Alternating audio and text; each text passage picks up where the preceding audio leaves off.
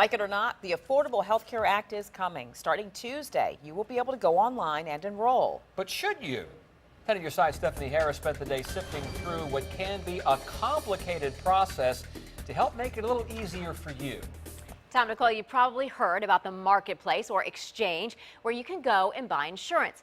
And just like anything else you shop for online, what are you going to look at first? Price, right? Well, that's where you might go wrong in this case. That's according to advice from a local benefits broker.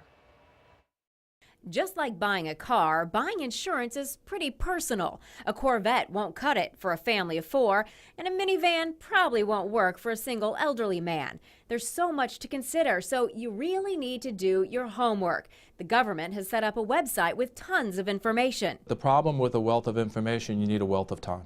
And since many of us are short on that, 10 on your side asked TFA Benefits President Richard Herzberg what you need to know most. Everyone's different. It depends on who you're married to, depends on the number of children you have, depends on whether or not you are ex-military. All of those things factor into whether you're eligible for a subsidy. That is, money from the government to help pay for your insurance.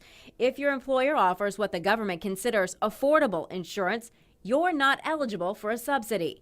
If you're on Medicare, Medicaid, or TRICARE, you're not eligible for the subsidy. And you may be surprised, even the poorest of the poor may not qualify in Virginia.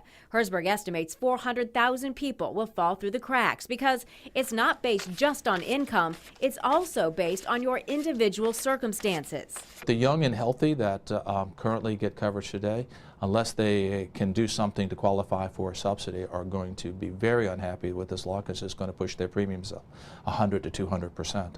On the flip side, a family of 4 making $40,000 a year may save thousands, and small businesses can benefit big, according to Herzberg. Most of this law will operate in converse to what you actually thought it would be. And to your internet shopping instinct, the lowest sticker price, he warns, won't always be the best deal for you.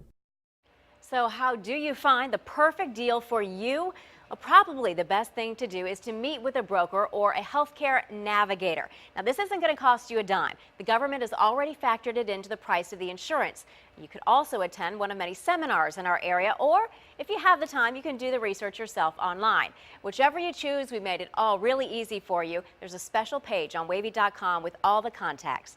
Stephanie Harris, 10 on your side.